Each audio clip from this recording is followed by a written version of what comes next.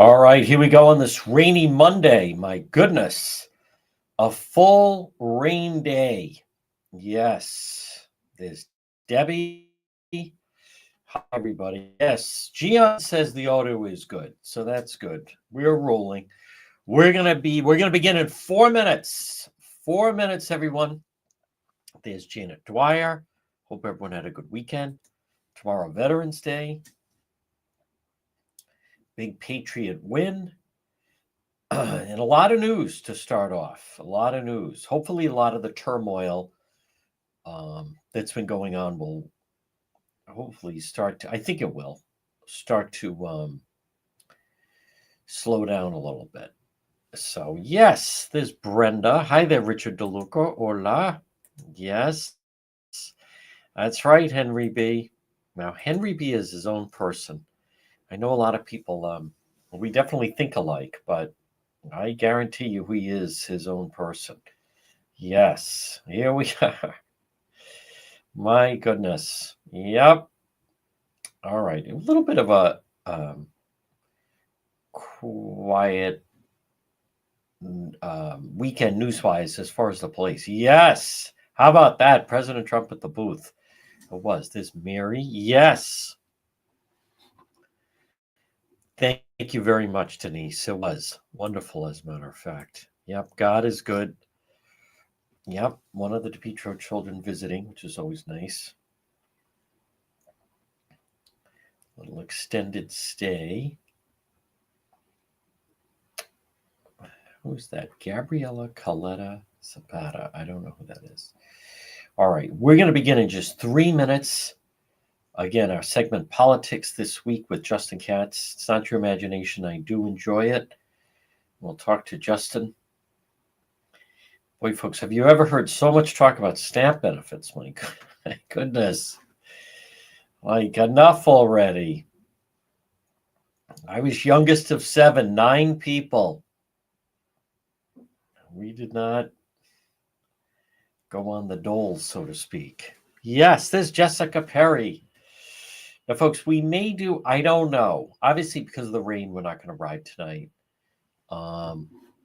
We may do a follow-up on Central Falls. It's too early.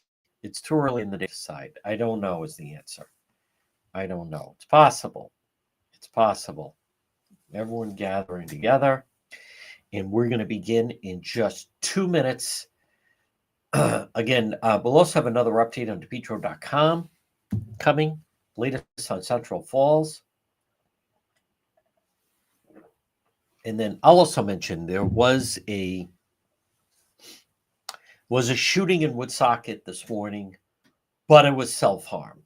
Thus, we were not there. I also want to just mention to people, you have to understand that when there is a shooting, some kind of an incident, I believe me, I understand that people are interested, and it's a good thing for me that they are, but also recognize that, and I do, police are focused on other things other than immediately updating me and rest of the media in regards to exactly what happened. So I know some people like to think that. I don't.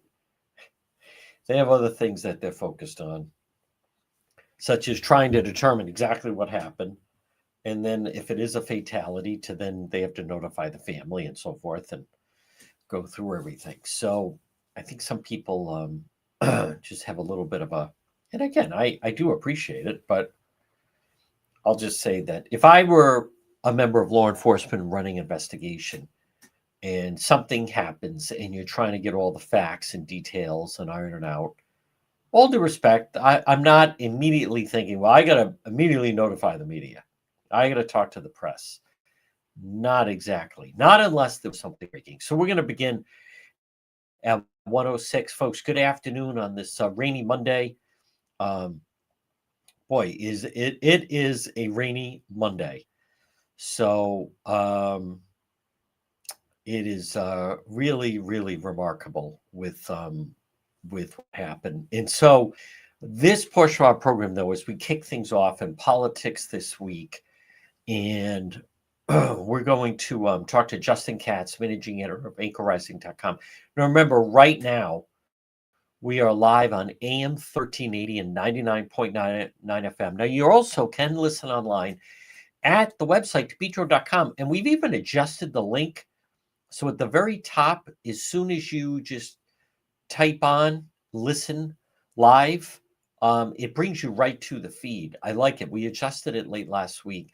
Now we're also live on YouTube, and we're also live on Facebook, and then we're also live on X. This portion of the program, you see the scroll details on depetro.com. Folks, check out our website. We break stories.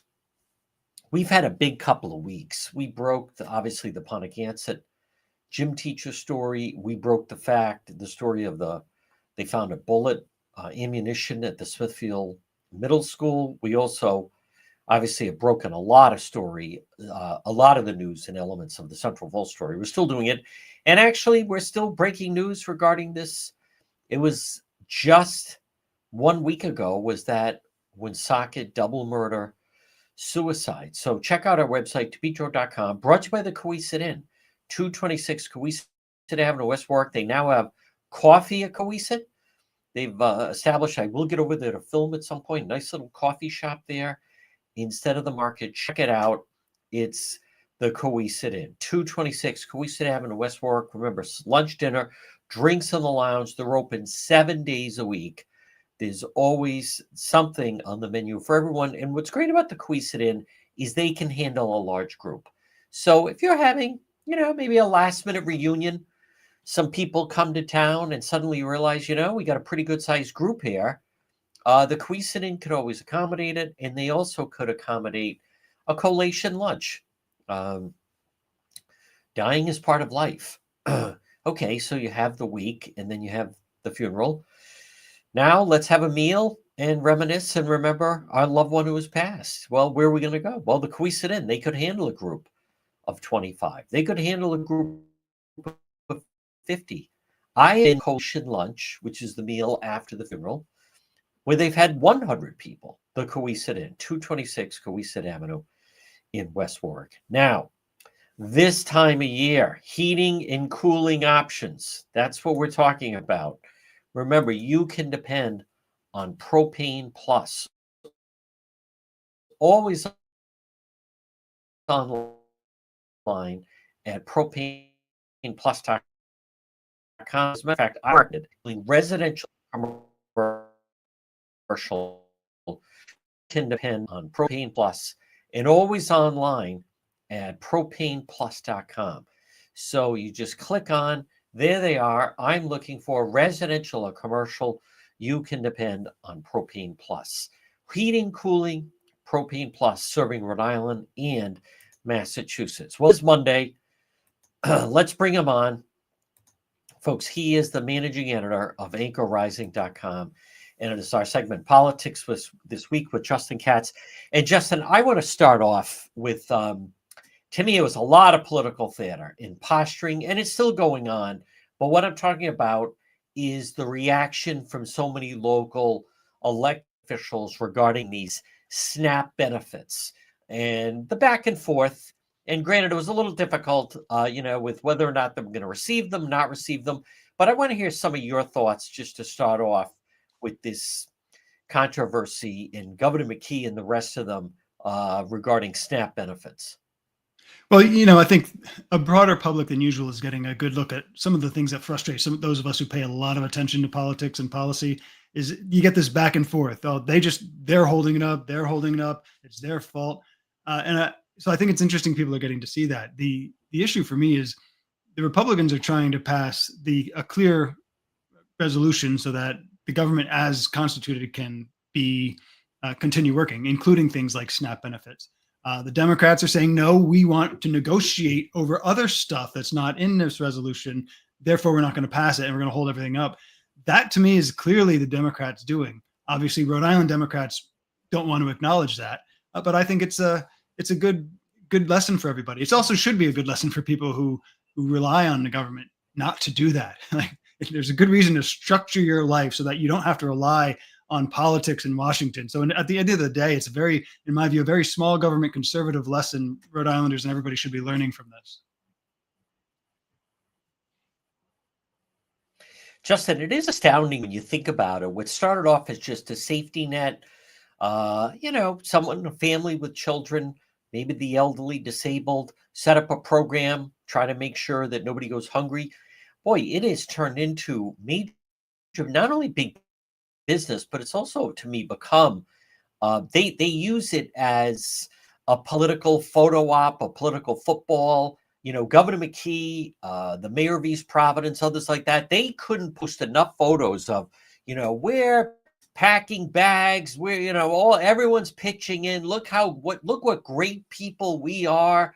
We're gonna make sure it this goes to me beyond a safety net. This is people, this is their life where they expect that the government is going to provide for them for meals. And it goes to me, it goes way beyond elderly, needy families with small children, disabled. I think this is evidence that just shows it's become like big business for certain people. Oh, certainly. And I mean, if you go back a generation or two, you'll and talk to people who had poor childhoods, their families were usually they found it very important to make sure you knew we never went on assistance. That was like the goal. That was a show that you were autonomous and you did your part and you worked hard. That's gone. And this is what I call the government plantation. And basically the big corporation, the big money interests you're talking about to me are the government, where what they do is they cultivate neediness, they cultivate dependency on the government, and then give services out and find somebody else to pay for them. That's the business model of the government. And I see the politicians out there packing bags and doing all this stuff, and I think that's great. You should be doing that all the time, especially somebody like the lieutenant governor who has a no-show job. She doesn't have to do anything. She could be out there packing groceries all day long, every day, and I think voters would love it. They could do that on their own time or otherwise. They don't. They're just doing it for show, to show that we are the ones who give you the food. Ultimately, what they're saying is keep voting for us, or these Republicans are going to take away your gimmies. But I think that's where we are, and it's clear as day, I think, for anybody who wants to see it. Justin, also, you mentioned Lieutenant Governor. Lieutenant Governor Matos put out, she's having a virtual town hall for a SNAP retailer impacted by the shutdown. As Nicola Salas said, SNAP retailers complaining about lost sales. Like, what is this? SNAP retailers impacted by the shutdown? What is this that they're actually now appealing to individuals that now they're part of the whole chain of, anyone that's getting all this government assistance, make sure you come and shop here.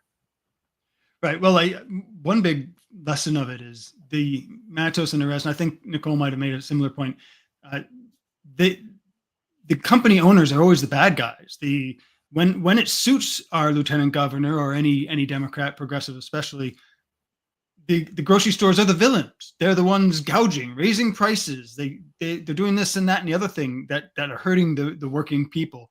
When they want them on their side, when they're looking for people to come forward and say, yes, I'm hurt too, I'm on side of progressives, then we're all buddies, and you can come back in, you millionaire grocery store owners. And we're all part of the same team. And I think that's a big part of it. There may also be some, I haven't investigated this specifically, but she may be targeting businesses that make a disproportionate amount of their revenue through SNAP customers. And so those are people who've built a business around this government service. And that would be more of a direct client of the government, sort of like the government plantation I'm saying, where the government is basically the provider, and everybody else just kind of works for the government in one way or another.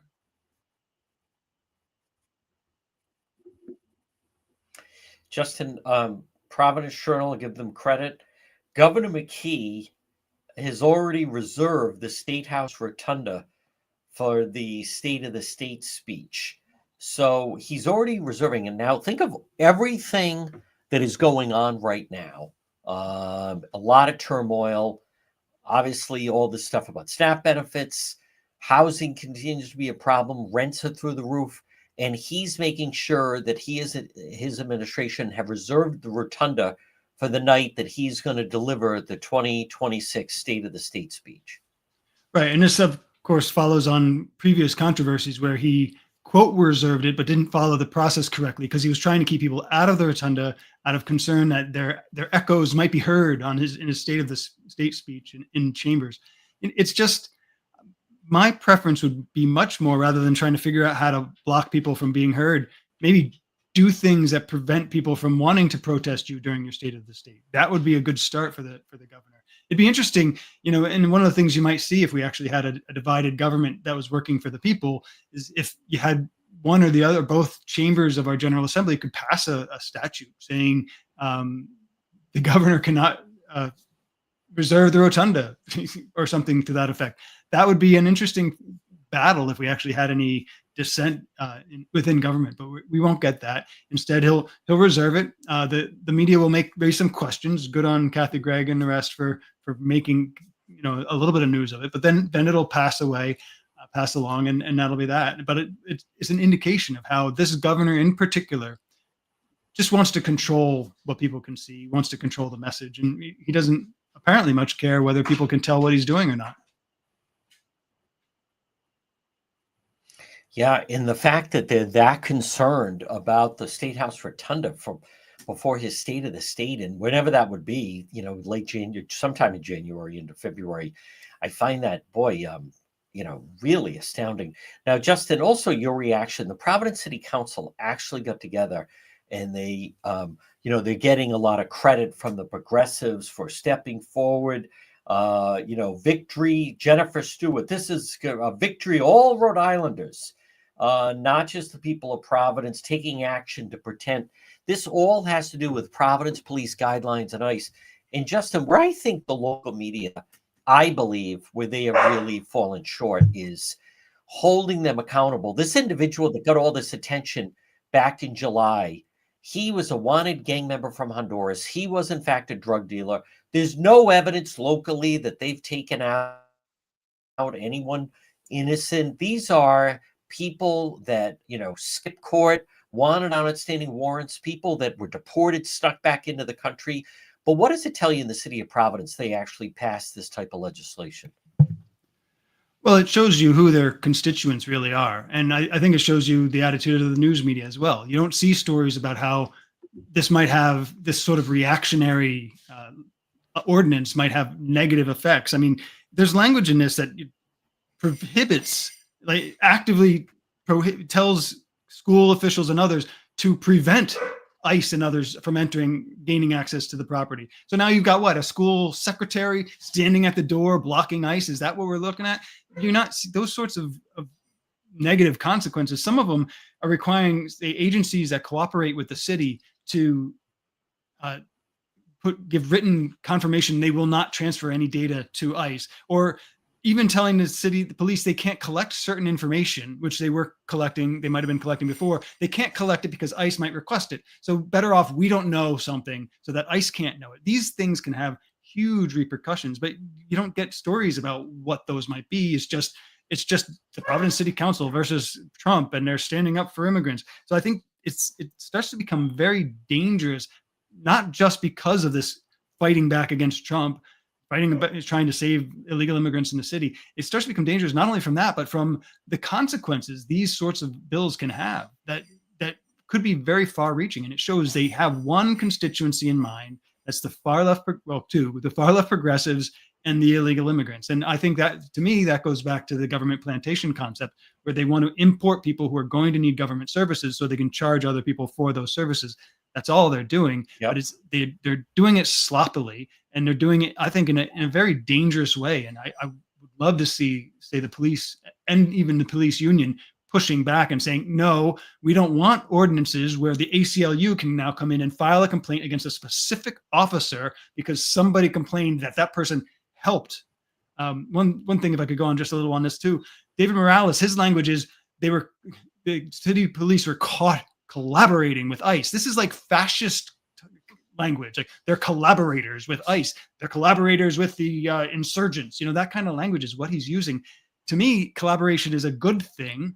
If really Providence is concerned about these constituents, they should want to collaborate more. They should want to be there every time so that they can work with ICE to make sure they're not doing anything improper. But they just don't care if people get hurt, people get killed, because it's a political show. Not only that, but the Providence Police, I took out part of the body cam video. I did post it on YouTube of what the Providence Police, who had what they had to endure from people on that street, just vicious language, vile language, insults. Now, one elected official condemned or called out the verbal abuse that the Providence Police had to put up with. It was really disgraceful. But it just, to me, goes to show you where they stand. Now, Justin, also, what about this federal judge in Boston tossed out the attempt by the Rhode Island-based doctor to return to the U.S. after the federal border agents at Logan refused her re-entry? Now, this is someone, when this happened, sob stories from the local media, what a wonderful person she was. She's a valuable doctor. We learned that she flew back to attend the funeral of the Hamas leader who was killed, had pictures of it on her phone. I mean, and suddenly now when those stories first hit, it was as if, they were definitely sympathetic to her and how can you do this? And the more we've learned, she is absolutely not someone who should be in this country, in my mind. I think exactly. And what it brings to mind, the category I put this in is the saying, a lie travels around the world before the truth gets its shoes on. That's what this kind of is. The sympathetic early smiling pictures of her on newspaper covers. If anybody looks at newspaper covers anymore, that's what we get at first. That puts in people's minds the idea of the Trump administration going after nice, friendly doctors just because they might wear a hijab or something like that. That's the impression you get. So a year later, it goes through the due process, and it turns out, yeah, actually, it's probably justified in keeping her out. We'll hear about it a little bit, story here and there, but it won't be anything like it. There certainly won't be any major show of she's friendly with Hamas terrorists. There won't be anything like that. And that's one of the major ways they control the narrative is they quickly put out the story with the sympathetic side. It takes people like us and even the folks out there on social media who with a couple clicks start to find the truth. And we can do it in a few minutes. They don't bother. They go forward with the story, and then you never really get the follow-up. And it changes the whole impression a person might have of the Trump administration, the country, and where we're headed.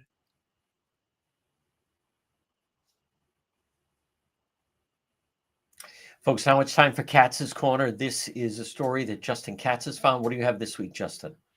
Well, this is a little one, but it was kind of interesting, and I think it's very instructive. I saw in a number of media outlets locally that Wallet Hub, which does all these rankings of states and research that get headlines here and there, they ranked Rhode Island 10th best in the country for jobs, which if you're in Rhode Island and you've lived here for, 20 years or more, that's a head scratcher. So I asked Wallet Hub for their data. I dug through it. And basically what they mean is we've got a lot of regulations, a lot of things that force businesses to give people special benefits or security. And that's what makes it good for jobs. If you look at just the parts that talk about the availability of jobs, the opportunity to retire, those sorts of things, we're in the bottom 10. But if you can find a job, and if you're willing to do just drudgery work for the government or whatever for years and years for your entire career, if that's just what you think of as a good job, Rhode Island might be the place for you, according to Wallet Hub, which again, as I was just saying in another story, that kind of tells you the impression these people have of Rhode Island and the kind of society they want us to live in. That is exactly right. Folks, you can read that and more on anchorrising.com. Our segment Politics this week. He is Justin Katz. Justin, excellent job as always, and we'll talk to you again. Thank you, John. I'll talk to you soon.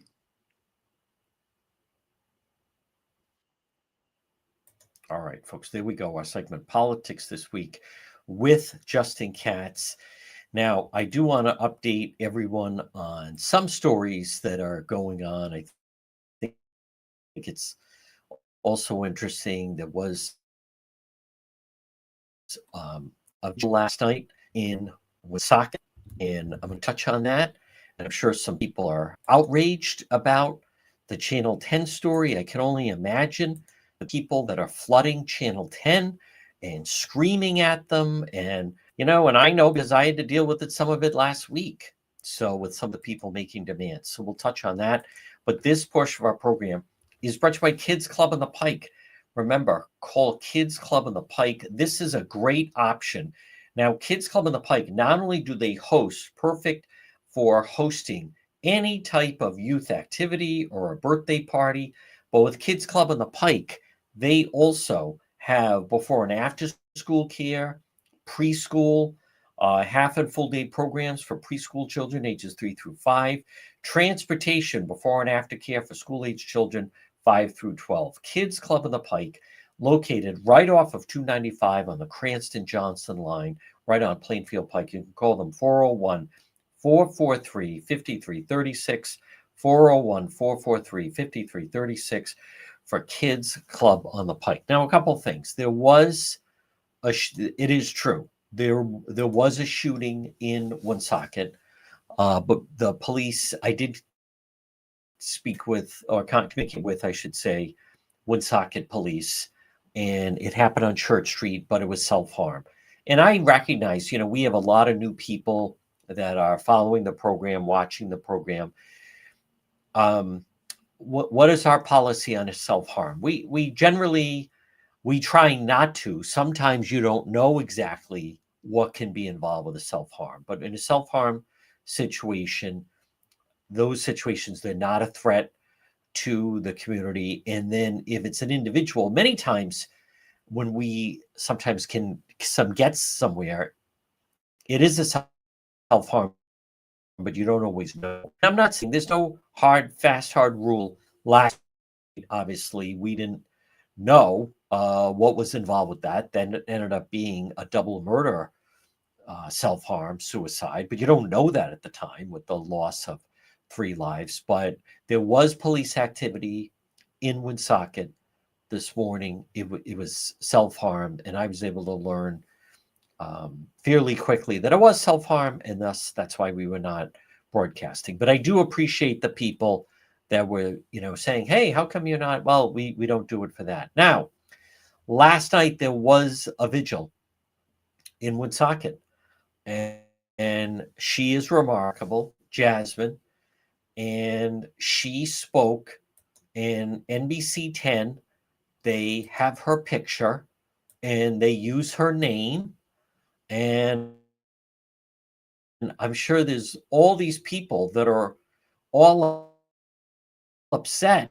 How could be doing that? Blah blah. And say that she's not interview with her last week and posted it on DePietro.com. What some of you need to realize, and maybe even within her own family, she decided to talk to NBC 10.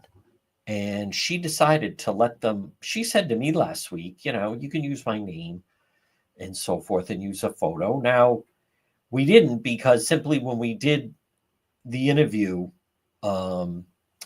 it's, to me, I mean, we could have, but it's just incredible to me the number of people that immediately start saying when these stories hit, and we talk about it a little bit, like, stop, do not talk about that story. You should not be talking about the story. You should let the family grieve. There should be no mention of it. It's over. And I want to remind people, we're still waiting. They still have not revealed how that individual got the weapon.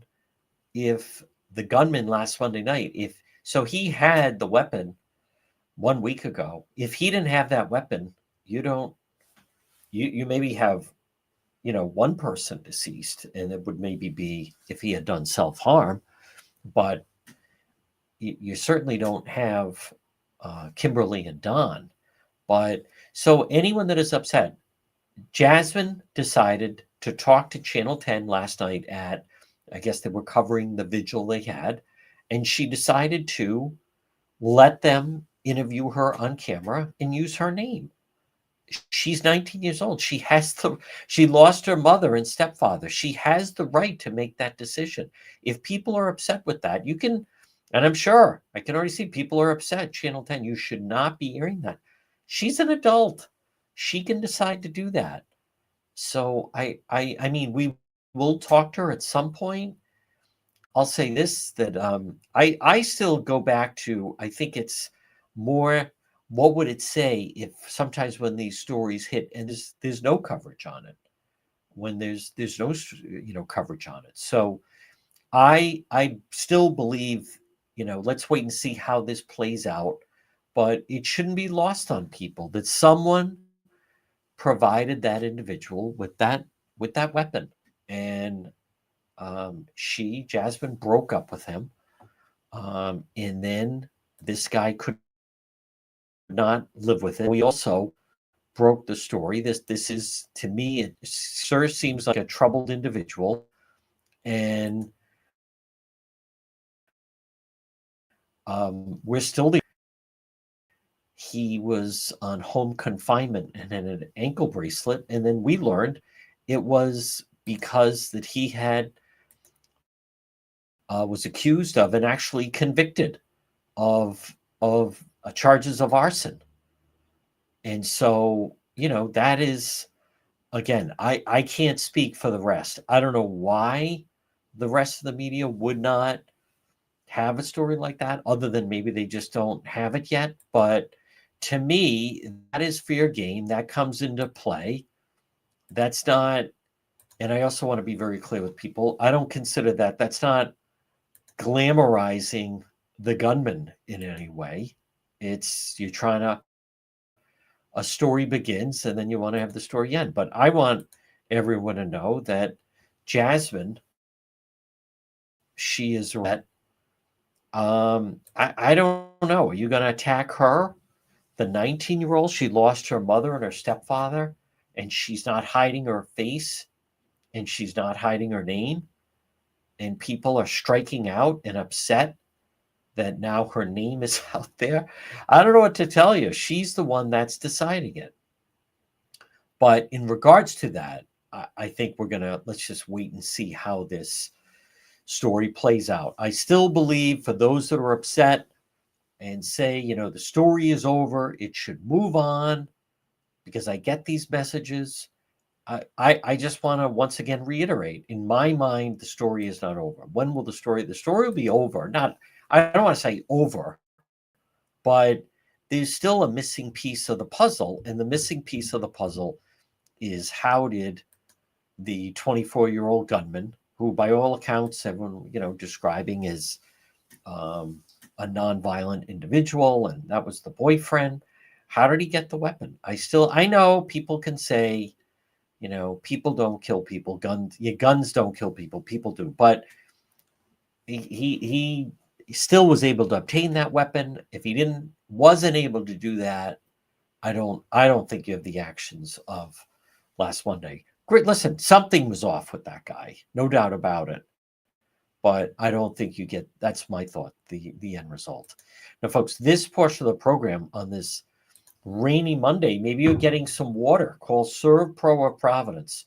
Serve Pro of Providence today. Give them a call at Serve Pro, whether it is water damage or smoke or fire or mold. 401-941-5500. When disaster strikes, Serve Pro of Providence, there's their number, 401-941-5500, 401-941-5500. If you're a business and you have a fire, and if you have a fire, you're going to have smoke damage. If you have a fire, you're going to have water damage because they have to put out the fire, and then you may get mold. Serve Pro of Providence. Mold, water damage, fire, mold, storm recovery. They'll bring your property back fast, thorough, professional. It's Serve Pro. Call them today, 401-941-5500. Now, in regards to the situation, and admittedly, a lot of people are asking me about what is the latest. And I mean, I understand the interest, and the rest of the media has moved on. But I do have people asking what is the latest now with Central Falls and poor Erica Bader. It's amazing the number of people that don't.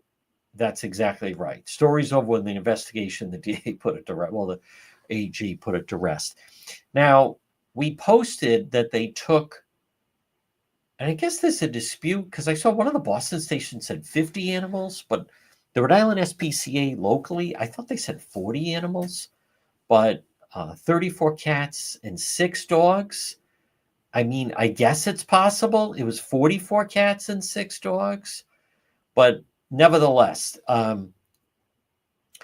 so we posted on that, and I don't always react to comments, but sometimes I what is seems obvious to me.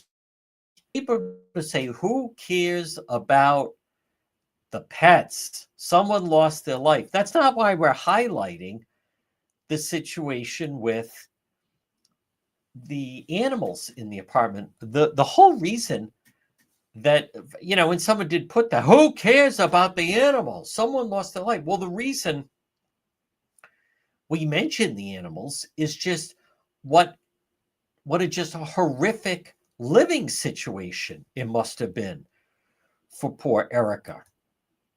Not only was she seemingly held against her will, and I'm learning more about some of the individuals that they would bring in. See, she was essentially being, trafficked, held against her will, and trafficked in exchange for mostly drugs, from what I understand, and other things. Maybe a little bit of money, but most of the time it was for that. Yes, 40 animals. So we're not, yeah, that's exactly right. Not counting what animals were removed prior to them coming. But my point is, when we're mentioning the animals, I'm not mentioning it as a means to look at these poor animals. The reason we're mentioning is what a horrific living conditions it must have been. Now, for the other people that live there, because I got a message from someone saying, you're just focused on Erica. What about some of the other people that had, well, as far as we know, she was the only one essentially almost like being held against her will there. If some of the other inbreds that were living there, if they, I don't have any sympathy for them. They were choosing to live in that manner. The fact, and I also,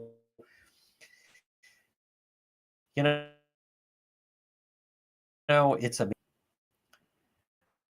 I'm not saying they said to her, dinner's ready, go eat out of the dumpster. They weren't, when we say, and remember, folks, we can't always pick who it is that follows our content.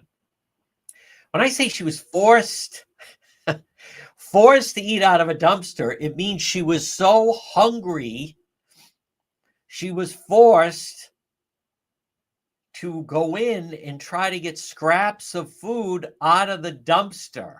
It doesn't mean they forced her like, all right, now get in there and eat those scraps out of the dumpster. So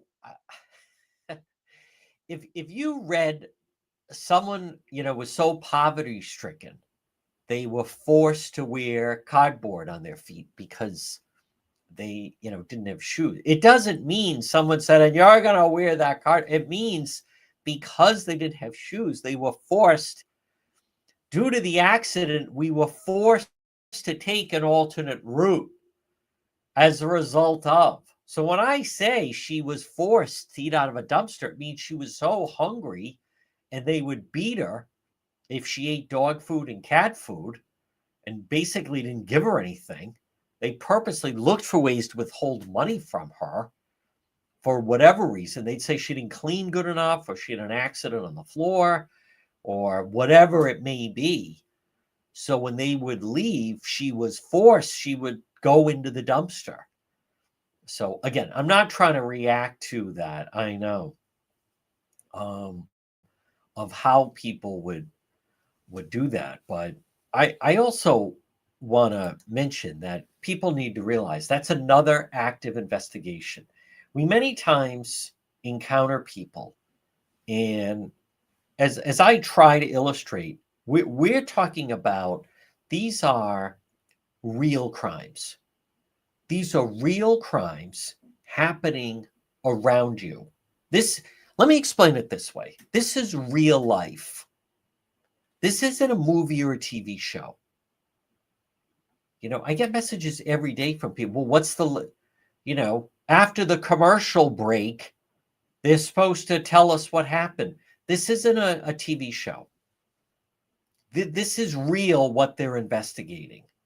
So stop thinking it's a movie or a TV show. This is real life that they are going through right now.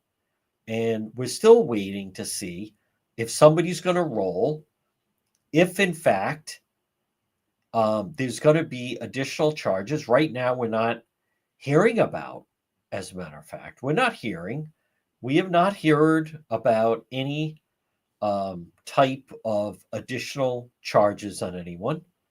None of that has changed. But I think people have to stop thinking that they're, and it does seem common that people are so accustomed to watching a movie or a TV show that they almost seem thrown when in real life, when it doesn't happen that way. It takes a while that they have to build the case. It takes a while that they have to gather everything and then go through charging someone. And it's not the automatic process that some people think it is. And so I know there's interest in the story, and with good reason. And I have been learning more about poor Erica, and it does sound like someone who, starting at age 21, for whatever reason, the mindset that she was in, she just went down a culvert, to put it mildly. But people have to slow down on, this is, and I hear this quite a bit. I mean, I know we try to present it sometimes as like a show, but in reality, it's not scripted. We don't know what's going to happen. I mean, we get this a lot with people like, well, what happened here? I need to know right now what happened. Folks, this portion of our program brought to you by J. Perry Paving. Hey, the clock is ticking. You want to make sure you get your driveway paved. Call J. Perry Paving today, 401-732-1730. 401-732-1730. Letter J, it's J. Perry Paving. High quality, fair pricing. Tomorrow is Veterans Day. And if you're a veteran or you're related to a veteran, no one is better to veterans than J. Perry Paving. They have a special package designated. It's J. Perry Paving. Call today, 401-732-1730. 401-732. Call them. Free estimate. J. Perry Paving. I also want to mention on this rainy Monday, do you need a plumber? You do need a plumber? Call J&B Plum. Oh, there we go. Call J&B Plumbing today. Repair damaged water pipes, clogged pipelines, water heaters. 401-743-9153. 401-743-9153 for J&B Plumbing. Now, folks, I want to mention quickly, and I know some people, they do think it's like that. They do think it's a TV show. And you get people. What we know, and I do have more information, is what was going on in Central Falls. I think there are some legitimate questions about the mayor. There are some legitimate questions on why they were allowed to have all those animals in that apartment, and things that we've already talked about. And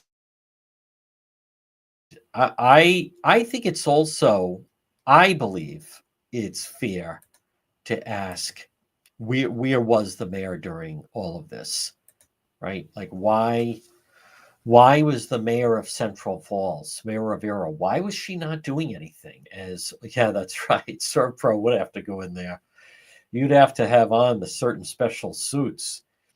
But just to be clear, when we show a picture like this and we post the number of animals that somebody brought out, it's not a matter of course, human life trumps all of that and is more important. But what we're trying to illustrate is just, the squalor conditions that these individuals, I mean, I even hesitate. They're not even, that's right, this ain't reality TV.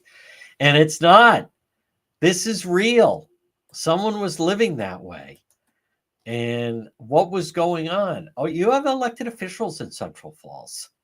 Central Falls, they have a city council. You haven't heard the city council person for this area say anything. You certainly haven't heard the mayor say anything. Where were these people? What were they doing? I know, all these people, I was calling the police and they weren't doing anything. It's just, somebody had to live there. There were people that. Now, no one is saying that it is funny she was eating out of the dumpster. I'm saying that people don't understand the nature of when we say, I'm not laughing she had to eat out of the trash. I'm saying the fact that people don't understand the nature of that when we say that she was forced to eat out of the dumpster. Forced to eat out of the dumpster. So I just received a message from this person. So no, it's not that eating out of the trash. I don't understand what these people are talking about, but that's not the point. It's people that don't understand the difference, or really probably the definition of when we say forced. Someone was forced, and here's another person that was that clearly doesn't understand that. But I know it all becomes part of it. As far as the SNAP benefits, folks, I mean, again, I feel for those that it can be very difficult and challenging at times. It can be very difficult for people. Oh, wow. I'm looking at this now. Man charged. Warwick man's facing charges. 2 separate crashes in the city. F-150 fled the scene. And then Brian Weaver arrested and transported to the hospital. So that's not the most flattering photo of him, but no, I don't understand why anyone would even say that anyone is in fact. No one's laughing about that. It's the fact that people can't discern the difference of when we say that someone's forced. It doesn't mean they were standing there, someone is being forcibly thrown in to eat. She would sneak in there. That was what the neighbor said. The neighbor that saw her eating out of the dumpster said it was basically because the other people, they had left the apartment, and so then they would. But I know I can't imagine how someone could even exist out there, especially when they talk about that. That neighbor said when they would open the window, suddenly there was an odor outside. That's how bad it was. No, I can't imagine how bad the odor was inside. I can't envision something like that. But I want to just come back to the CBT thing. They don't talk about the fraud. Whether it's like Seth Magazina, that's all he seemingly posts these days is the SNAP benefits, and the same thing with Governor McKee. So if anything, I think it's a time to kind of look at the system that we have. And I mentioned earlier, I have less of a problem. All right, so every child that goes to public school now is going to have free breakfast or free lunch in certain areas. At least then the kids are getting the food. But we've heard the stories of these people selling these EBT cards, the scam that gets involved, the couple that won't get married because then they have to give up some element of the EBT cards. There's definitely abuse within that. A driver was charged with DUI getting in 2 separate crashes on West Shore Road late Sunday night in Warwick. First crash was 11:39 West Shore Road, red Ford 150 crashed head-on with a gray Toyota, injuring 2 people, and fled. Later on, another crash reported the intersection of West Shore Road and Sandy Lane. The driver, 46-year-old Brian Weaver, crashed head-on to a Warwick fire engine, ladder 3. The fire truck was responding to the first crash. A maniac. Weaver was taken into custody, transported to the hospital for minor lacerations. Now, listen to this, though. We'll talk to our legal expert. At the hospital, he refused to submit to a blood test for suspicion of DUI. He was charged with DUI, 1 felony count driving, 2 people, the first truck transported to hospital care with suspected fractures. But there was a fatality. Warwick police, 2 collisions, including a fatal. So let's see. Let me just see this. I did get this. Warwick police, 1251, intersection Post Road, Airport Road. Oh, single car collision into the traffic signal pole, which the car caught fire, became fully engulfed. The Warwick Fire Department responded to the scene, extinguished the fire. 1 occupant in the driver's seat was deceased.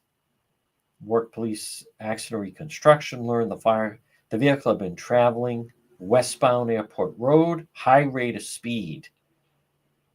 Where is someone going at that time of night is beyond me. And then you had the multi-crash with the DUI, that Weaver, 46-year-old Brian Weaver of Warwick, crashing into the fire engine, all on a Sunday night. Terrible, absolutely terrible, folks. But we'll get an update on the Central Falls case. But I caution people because when we follow this, it can take a while.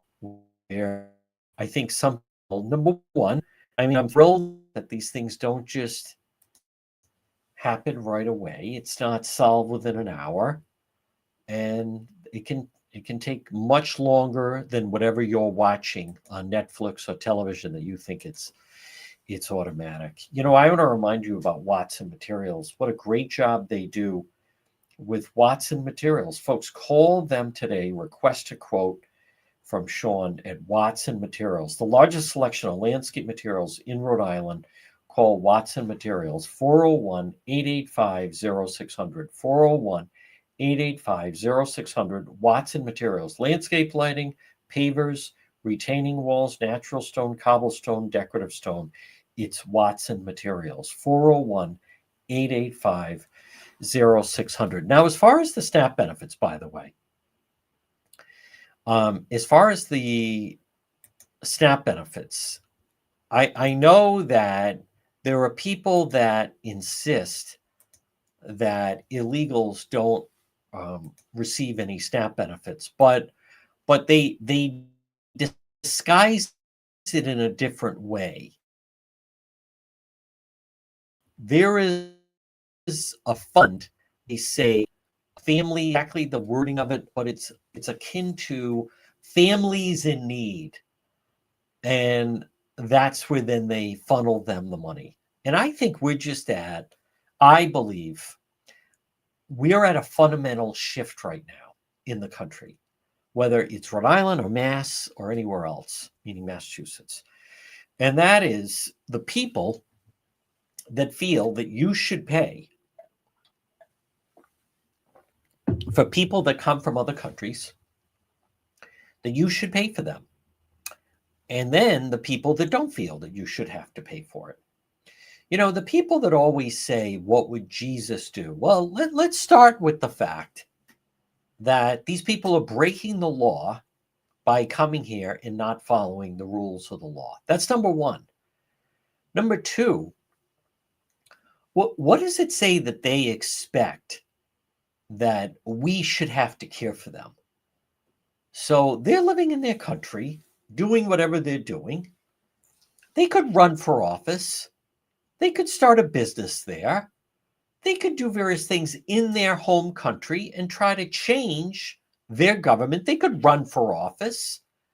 They could be whatever it is, the mayor of one of these cities in Guatemala or some of these other countries.